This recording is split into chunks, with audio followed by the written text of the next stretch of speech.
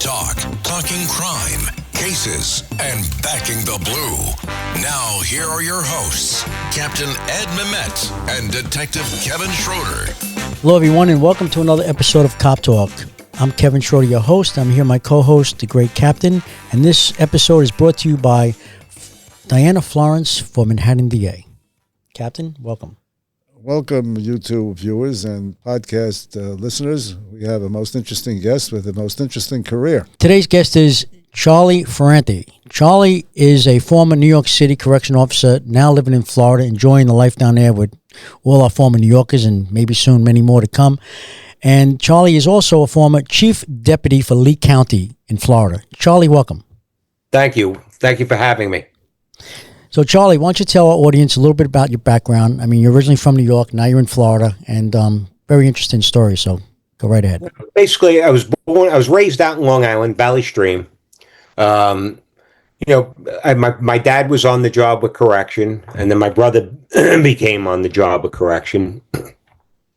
So I wanted to get into the public service. When I was too young to get on the job, I started in like a volunteer fire department, Valley Stream, in a rescue unit. And I got my feet wet and helping people and stuff like that. And then my dad said, you're going to take the city jobs. I mean, because you want, back then it was all about pension. It was all about benefits. It was all about security. And I wound up taking the correction test. I passed that. And I did almost a little bit over 2 years between half on a little bit on Rikers Island, the rest in Queens House detention. I passed the NYPD test, and I was getting called for the next class. But a job opened up down here in over in Lee County, Florida, the sheriff's office, and my mom and my dad moved down. My wife's mom and dad moved down, and I had an aunt and uncle down here. We came down a couple times. I loved it. But I got to be honest with you, one of the deciding factors was when I was in correction, back then, I felt like the job was changing. It just, I don't know, I saw things that I just said, let me see what Florida's all about. Right. And I went down to Florida, and I'll never forget, I took the job. The academies were kind of like about a month apart. I started the job here, and I didn't have to go through the whole academy because they took some of my certification. But my first day on the job, I left the New York City job probably, it was almost 19,000 back then, maybe a little bit lower. I took the job here for 13,000. And my first day on the job, training officer is an old crusty, mullet fisherman on the side. He told me, boy, you're Italian and you're a non-white and you're from New York. You ain't going nowhere. And I said, what did I just get myself into? I left everything. He told me I was a non-white. I was going nowhere. And I was one of the few guys down here that had a heavy New York accent. I mean, my family's from the Bronx. I had a Bronx accent.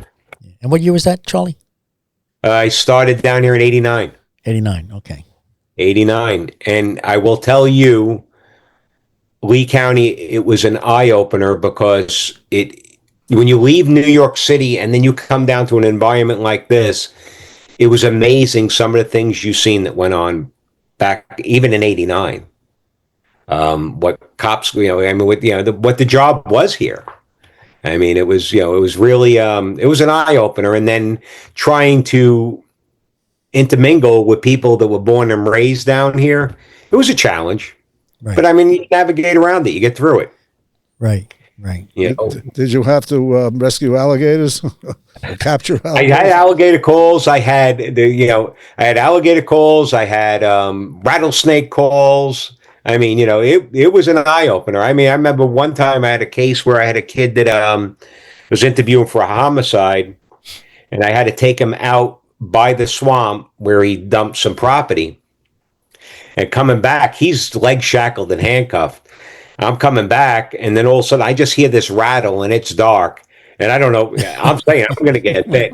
I just grabbed this guy. I just started running because I didn't know. But one of the funniest stories, you got to understand, I'm a kid from New York. I grew up, hanging out on the street with, other guys, that are all cops now. But I think it was like first year I was on the job.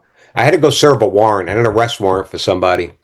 And I remember it was out in this country because we had a section, it was like a country section. I mainly worked in the inner city. I was assigned out there and I had to go serve a warrant. And I remember I was going to climb over a fence and I was going to sneak up to the back of the house. He had like about 10 acres. I get over the fence and it's dark, it's pitch black. And all I hear is this something snotting. I turn around, it's a friggin' bull. And I ran like I never ran in my life. And I wound up jumping over the fence, ripped the crotch out of my pants. I mean, I jumped before this thing wound up getting me. And you're not used to that coming from New York. You're not used to shit like that. No. Rewinding to the alligator. So was it an alligator, and was the perp? Did you grab the perp, or you left him? It was a rattlesnake in an alligator area. Okay, but I heard the rattle, and that thing could strike twice its distance. Yeah.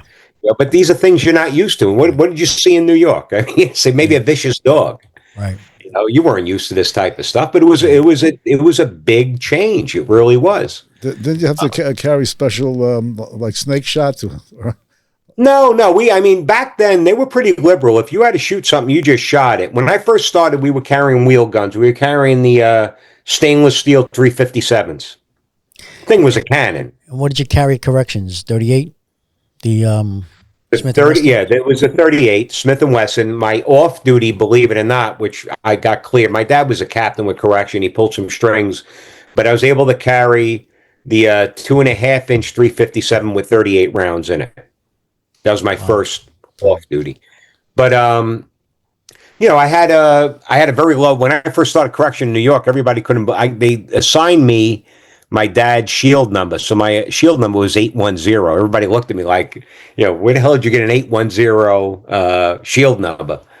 But but from there, I the jail here was a little bit different. We did things. We were able to do things in the jail here that you would never get away with in New York City. It just, I mean, if the block acted up, I can remember them just sending dogs in and tearing up the whole block. Yeah. I mean, we were gladiators. You had to go in and go hand to hand and fight down here. New York City, we still did the riot cart. A little bit different down here. This was hand in hand. You were going in there like gladiators and fighting these guys. Oh. But crazy. I will tell you this much: the experience I had, and I at first I was a little bit upset that I had to do a year and a half or whatever it was in the jail. But the experience you got in that jail, learning everybody in that jail, made you a better cop on the street. When you pulled up, they knew who they could screw with, who they couldn't screw with. But at the same token, you knew who was the mouth and who the one you had to worry about. It was a great education, especially if you're going to work back out in the environment when they're released. And it actually helped my career. It really did. I had a lot of good informants. I had a lot of, which helped my career, helped me elevate through the ranks. Now, back then, was there many New Yorkers going on the job down there, or was it not like today? Or not today? There's plenty. Back then, there wasn't. There was a handful of us. If I met a few other Italian guys on the job, I was happy. There wasn't a whole lot. You were dealing more with people that were born and raised here. Everybody knew each other, and really, for all intents and purposes, it wasn't going to be easy to excel. But I worked as hard as I could, and I did the job for the right reasons, and that I think is very important. If you're a cop or law enforcement, you're doing the job for the right reasons. It shows. Yep. You have guys that are there for a paycheck. We've all seen them. Right. But if you're doing it for the right reasons, it shows. You'll do just fine. And they have no other choice but to elevate you and excel you through evaluations and everything else. I mean, I had a very good felony arrest records. I arrested a lot of felons. I wasn't big into dope. I did street dope, but I never got into narcotics. But took a lot of dope off the streets. Took a lot of guns off the street. I don't know what. This is a public radio show, so I got to watch my language, right? It's a podcast, so let it go. You can say what you want. I think what my success in my career was, and I don't know if either one of you guys experienced this, but I was what they called as a shit magnet. So I'm the one that would pull up and there'd be an armed robbery in progress. It was just the way it worked for me. A little bit of luck, a little bit of a lot of good police work, but I was pretty. If something happened, I was there. It just the way the cards fell for me. But I did patrol. Back then, it was a African American neighborhood. I had it all to myself, 5 at night to 3 in the morning. Wow. There was no other backup. My backup was either coming out of Lehigh Acres, which was the country, which was 20 minutes away, and then we had another zone that was mixed Hispanic and African American. The sector next to me. But if he had an arrest, I'm on my own. And I remember one night, I'm rolling around with some guy on the street, the crowd forms, and we're still carrying the wheel guns. And I remember, my backup wasn't going to be there for a while. I remember getting this guy in a headlock. I put the 357 to his head, and I told the crowd, I'm going to shoot him first and shoot as many as you as I can. But staying on that point, I had the respect of the community. Right. One thing I think, especially the kids today on the job, they don't get it. And you guys know it from, being veterans, if you work in certain neighborhoods and they sense weakness, you're done. They would rather you be, fair, firm, and consistent. You know what I'm saying? Yep. And if you because I see some of these kids now, they get out of the car, they treat everybody like shit.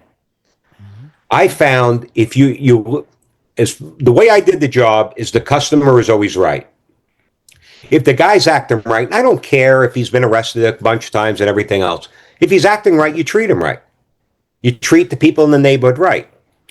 But the customer's always right. Back then, if he asked for an ass kicking, you gave him an ass kicking. Mm-hmm. But the community respected you for it because you would think, oh, the cop wound up jacking this guy up. Back then, they would tell the guy he was wrong. This guy was right with you. You mouthed it off. I didn't have problems like that, and I always had the sectors I worked. They were on my side. Yeah, like you say, back then the community would jump in and kick ass with you. They'd help you out. They would be your partner for the day, for that minute. It's not like today. Today, everyone's got the video camera out. Instead of helping, they're just videotaping all the BS. Without a doubt. Now, I don't believe in anybody abusing anyone. Just because you got a badge doesn't give you the right to abuse people. It really doesn't. There are times you have to use force. It's part of the job. It's a shame. But at the end of the day, it's the way you administer it is how you're going to get the respect on the job. Right. You remember, you use necessary force, correct? Yeah. Unfortunately, cops get nervous with that today, and that's why we, unfortunately, it ends bad. We've had so many police officers killed in the line of duty, just even with NYPD, just because of the fact that, you got to play by the rules and regs. It's like being in a boxing match, where you can't hit them below the belt, this and that, but they could do whatever they want, and then Exactly. Guess what? The outcome's not good. Captain? No, it's not. And I've been saying that all along. Yeah, right. I'm assuming that the same philosophy applied to Rikers when you were there? Yes. Rikers Island it depended who your boss was. I'll tell you that much. But for most, you treated everybody right. I remember when I was in Queens, I had the kid that shot that Eddie Burns. Oh. We had him in the Queens House detention. I think his name was Copeland, one of the kids. Right. I remember it distinctly. Yeah. But even still, he wasn't. We did not allow him to have any notoriety or treat him like he was some sort of special handling. He was going to be treated just like everybody else, probably maybe a little bit worse if he mouthed it off. But I remember having him in the Queens House detention. But the same thing applied in the jail. You're going to get respect, and you're going to get more out of it, and you command respect from people when you act like that. True. Now I was a uniform guy. Today they're all wearing beards, turban, all kinds of shit. Me, I was big into uniform. I was big into being polished because I think that carries it a long way. And then as I went up the ranks, and even as chief, I demanded nothing less. I wanted the guys to look sharp because it makes a difference in the public eye. It really does. It certainly does. The following is a paid political announcement. Lifelong Democrat Diana Florence served for 25 years as a Manhattan prosecutor under DA Robert Morgenthau. She put criminals away, stood up for victims, and protected our streets. Now, Diana is challenging failed Manhattan DA Alvin Bragg as an independent because it's time for a DA who fights for our families, not criminals. That's why Diana has won the support of organized labor, like the steam fitters, plumbers, and ironworkers, everyday New Yorkers who want a DA they can trust. Manhattan needs a DA who will do the job, prosecute crime. That's Diana Florence. Under Alvin Bragg, crime is up and prosecutions are down. Bragg doesn't prosecute crime. He plays partisan politics. Bragg failed to protect women and failed to protect workers. As a prosecutor, Diana Florence won groundbreaking convictions, fighting against corruption, domestic violence, wage left, and daily working conditions. She's always been a partner of unions, community groups, and to cops like us. For Manhattan District Attorney, vote for Diana Florence. Diana4DA.com. Paid for by Diana for Manhattan DA. Charlie, when you were on corrections, do you remember what the force was? How many members? New York City Corrections at the time. The New York City Corrections? When you were on in '87. I would, it's a long time ago. I would say maybe, what was it? Maybe 10,000, maybe. Okay. Right. Because you had what? You had not only the 5 facilities, you had 5 boroughs. You also had the barges. And then you had your courts. You had, you had a lot. It was a lot of people. And then you went down to Florida. And how many members of service on the Lee County Sheriff's Department? Lee County was, with certified, it was over 1,200 certified. Now, I was the chief deputy, so I was over correction and law enforcement. I had the whole agency. And I was the only chief deputy that ever had correction experience. So I was able to balance both, and I knew both sides of the job. But when I when I was the chief, which people looked at me like I was nuts, but I worked almost every Friday night.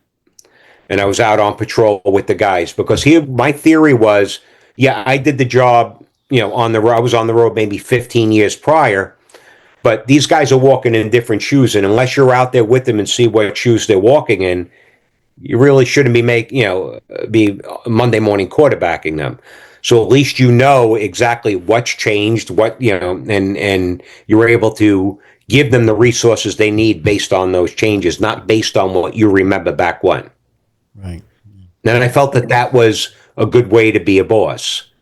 The other thing I found of being a boss, or being the chief deputy, is don't micromanage these people. Let them do their job.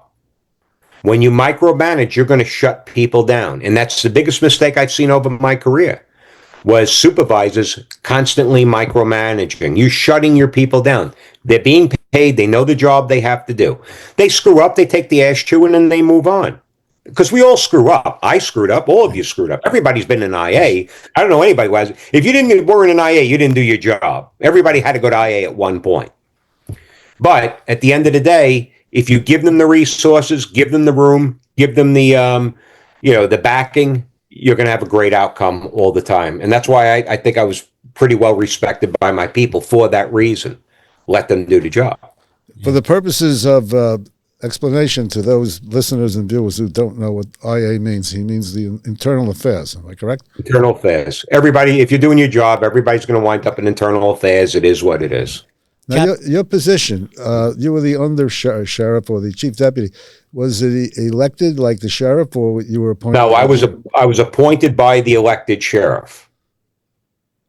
So my job, in other words, when the new sheriff came in, he looked at people that he thought he wanted as his number 2, and he chose me to be his number 2 based on because he was working at the agency, so he knew me for years, and he's seen a lot of the big cases I had, how I carried myself, and the amount of respect I had from the people that I work with, whether I was a supervisor or a equal to them.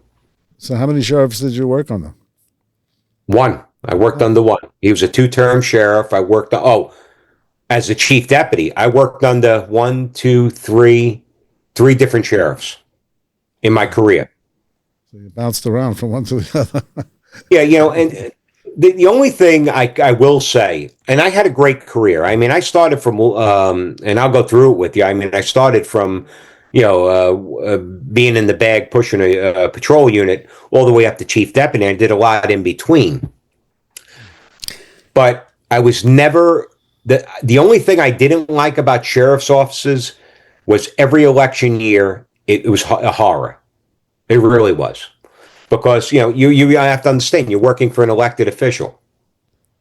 And they want to make sure that, they either, sometimes some sheriffs used to ask for donations, which drove me up a wall, because I was always of the opinion that if you're out there doing a good job, that's getting his name out there better than putting money in his campaign account. So I was going to ask you. So you mean the lower level ranks were not permanent? They had no civil service protection? No, everybody in that agency is appointed by the sheriff. So when he comes in office, everybody's sworn back in. Now, there's been some controversy in case law on and everything else, but there have been sheriffs, and they were allowed to do it years ago, that when they took office, if they were a Republican, they could. All they did, and they weren't firing; they were just not reappointing them. Sheriff has a lot of power. He's the most powerful, probably one of the most powerful people in the county. They have a lot of power, sheriffs. Charlie, let's touch on PTSD. You like to talk about it? Yeah. Look, first, it's everybody. Most cops, I'd say 99%, have some sort of PTSD. The problem here is when you're working on the job, it's a taboo. You can't talk about it. All right. You're in warrior mode. You're doing whatever you have to do to get by and everything else, but you're never going to go to the other guys and say, hey, look, I think I got a bout of PTSD, because some guys are going to have a worry if what your performance is going to be and everything else. But even though they're suffering with it, all my friends that are retired, they'll all admit they have some sort of PTSD. Mine was a little bit worse. And back in 91, both my father and brother were on the job in correction. December of 91, they were both murdered the same day by my sister's boyfriend. So I was already on the job working law enforcement when it happened. But what it basically caused was more issues for me as I retired. When you're working, you're in your they call it the warrior mode, the bulletproof mind. It's survival. You get through it. But I don't know what it's like for you gentlemen, but a lot of guys are retired. It seems like when they retire, that's when they start getting haunted, because your Kevlar's down. You're out of that warrior mode. You got to look at it this way. And people don't understand it, and they don't realize what cops go through, what law enforcement goes through. I give everything there is to anybody that served in the military, went overseas, and was in a conflict overseas. But the difference with that is you're in that mode, let's say, for 18 months to a year or 2 years. And you're conditioned to be in that constant combat mode. Law enforcement is the only career where you could deliver a baby in the morning and take a life at night. It's the only career where you could go from nothing happening to all shit breaking loose. You're serving what let's call a so-called civilized society. And you guys have been there. You're witnessing things that the human mind isn't really designed to witness. It's horrible. It really is. I challenge you to show me any cop that's not a retired cop or current cop that's not hyper vigilant, that every time they go to a restaurant, they're going to wait until they get their back to a wall, because they are not going to sit with their back to the door. True. And I'll be honest with you, if I get stuck at a table with some of the guys I hang out with that are on the job, the only way I'll sit my back to the door if one of them is packing. And I trust them, because clutch trace, I saw some of my friends shoot. I mean, I'll argue which seat I'm going to sit in, but we're all in that. But I'll give you something else. Right now, and from a cop's point of view, and any of your listeners that are on the job will realize this. You call your daughter, and she doesn't answer the phone. The normal guy across the street that, maybe worked for a school or something else, in his mind, she's busy, she's, got a phone turned down, this and that. In a cop's mind, she's strangled, her underwear's down around her legs. This is what goes through your head because this is what you've been exposed to. It does hurt the family to a degree. I am blessed beyond I could imagine to have the wife that I have.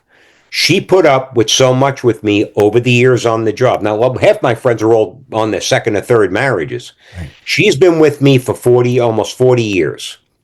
And if you had to pick a wife for the job, she was the one you would pick. She knew when to break balls and she knew when not to break balls. She knew, like, when I came home, if I was having a rough day, she knew, leave it alone, leave him alone, let him go, let him get over it, let him get over it.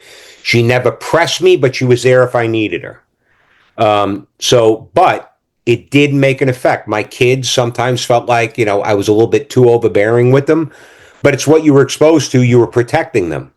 And you guys all went through it too. I mean, your kids all think that you're over exaggerating. No, not with what you've been exposed to, especially when I was in homicide. I've seen some of the most grotesque things in homicide, but again, I put all my efforts into public service. That one case, I had one case when I was over fugitives. I was a lieutenant, which I think you guys are aware of, that the guy murdered his wife back in 1979. Yeah, tell us about that case.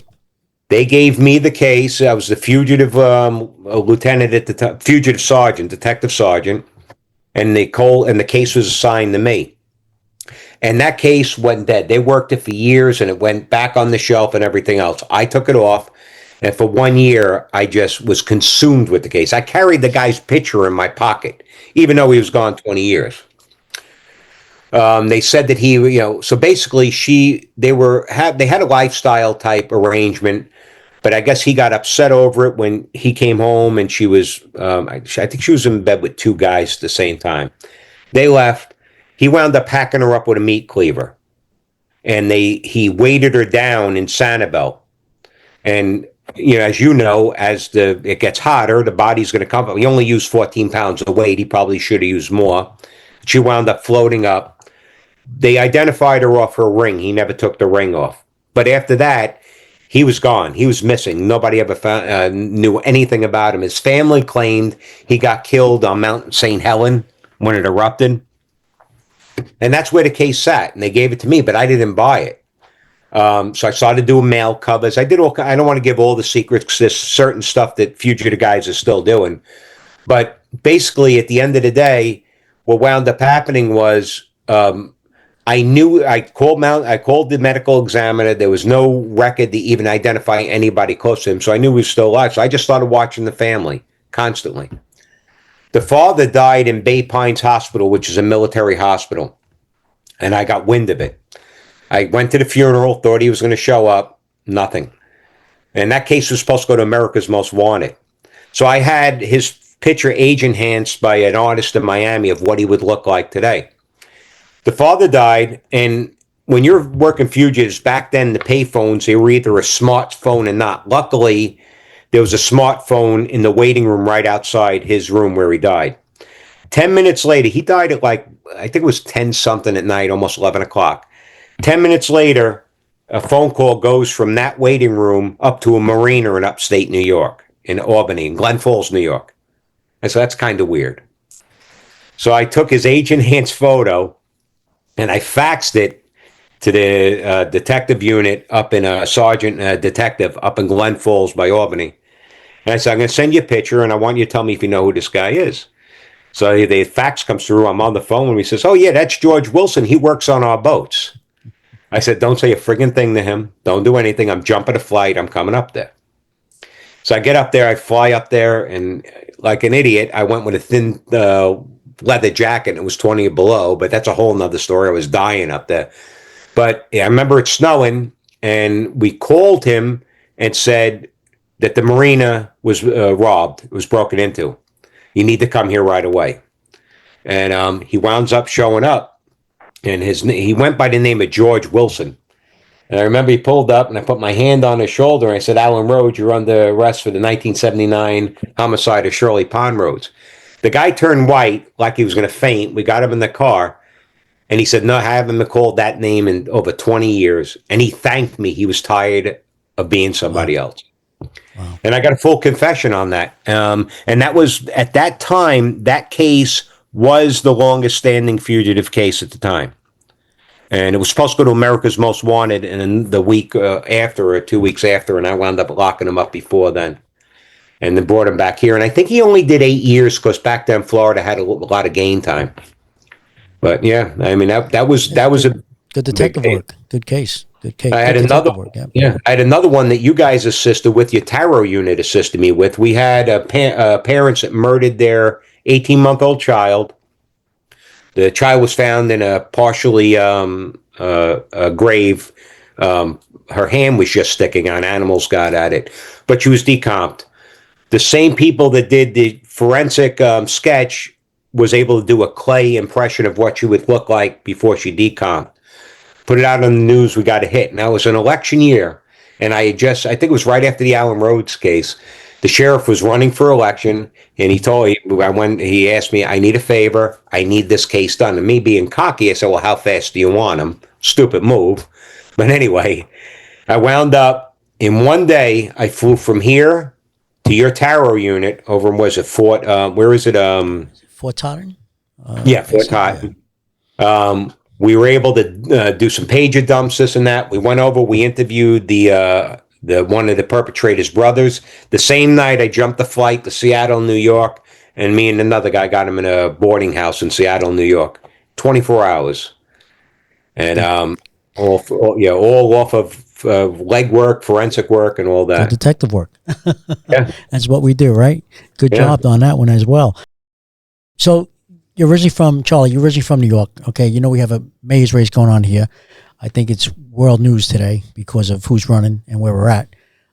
You have that guy Mandami, you have Cuomo, and you have Curtis Sliwa. Any thoughts on the maze race? I know you can't vote, but I know you probably love to vote just to get the right guy in. So what's your opinion on the maze race coming up in New York City? If the Mandami guy gets in, New York is in a lot of trouble. Here's the way I think of it. And I've been out in New York for a while, but I do follow politics to a degree. The problem here is Adams did the best he could, I thought. I mean, I think he was pretty much for the guys and everything else. But the guy you had before then already started turning the ship around in the wrong direction. Adams couldn't turn it. He could just keep it stable. This guy gets in, that ship's going to turn to the point that I don't think it could be turned back around again. And where my heart breaks is for the guys currently on the job, because they got 15 years on the job. Where are they going? They're screwed. Right. And you're going to get a lot of guys. I hate to say it. I hope God is good to them, and I pray for them. I think you're going to have more cops getting hurt. True. They're going to be so afraid to pull their gun, so afraid to do their job. It will be a major travesty for the city of New York. Absolutely. It could be like the movie Escape from New York. But really, all kidding around the side, you're not far from that right now with some of the things going on. I would put Sliwa in a heartbeat. He's a conservative. He's been out on the street. None of these guys have been out on the street. This kid has been a spoon-fed rich kid. Right. Sliwa rode subways. He's been out on the street. He's been in the thick of it. Yeah. National. That's the guy you want. Right. Absolutely. And the captain and myself agree. Cop Talk agrees, and most of our, if not all of our listeners agree as well.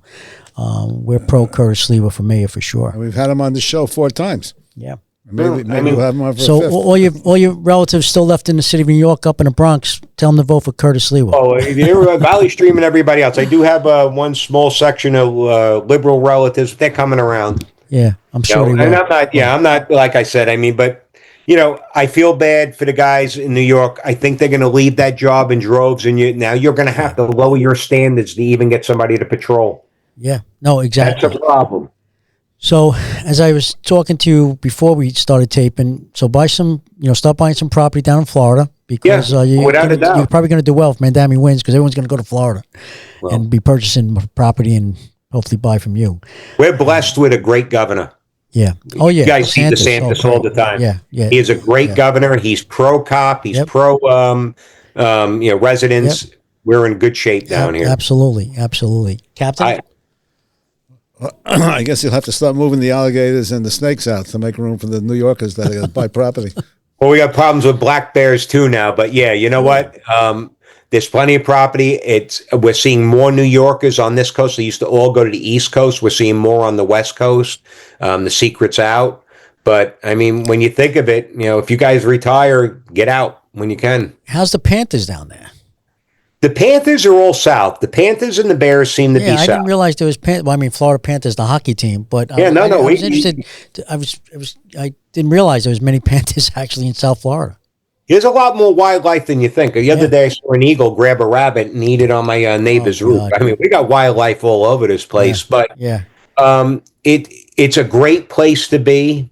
Retired, working down here lately because of the governor and the sheriffs. It's a great place to work. I mean, but if you have the time, and you were able to leave it, but like I said, some of these guys that have to wait for that retirement from the city of New York. The only thing that I will say is horrible down here, and I see it with my buddies, GHI sucks down here. And I don't understand it because we have all these cops, firemen, sanitation guys living down here, but nobody's out here pushing GHI to these doctors. Wow. And I remember when my dad first retired down here, GHI, we only had a few doctors that took it.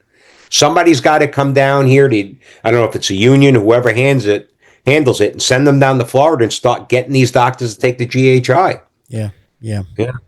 Interesting. I think it's now Emblem. Is it Emblem now? Yeah. Yeah, I mean, they got to do something because you guys are all down here. A lot of you are down here, and it's not fair. These, because I see some of my friends are driving 2 counties over to see a cardiologist. It's stupid. Oh, that's crazy. Yeah, that's got to change. Aren't they covered by Medicare? If they're old enough. A lot of my guys, they're under 62, so they're not covered. Right. The guys that have Medicare, they're in great shape. But speaking of Medicare, Kevin, did you take care of yours? I'm all good. Charlie. It was a pleasure. Thank you for spending some time with us, Charlie Ferrante. Correct? Yeah. Good gentlemen. It was my pleasure. And Captain, in closing?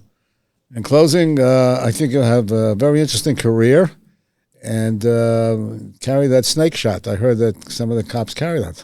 We used to carry it in the 357. We had them in the car when we needed it. We just get a shotgun out of the trunk back then. You can't do that now. Oh, okay. So Charlie, hopefully we'll see you soon down in Florida. Tell my buddy Ray Marino down there, I can't wait to have a cigar and a cocktail with you guys soon.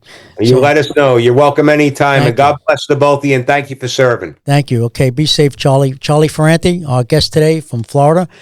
At this time, I'd like to thank everyone for listening to another episode of Cop Talk. If you like what you hear, you can follow us on social media at Cop Talk WABC, at Cop Talk WABC, and Captain. And it will also be on YouTube. Until next time. God bless you, God bless America, God bless law enforcement throughout the world, and also God bless our U.S. military. Thank you. Amen.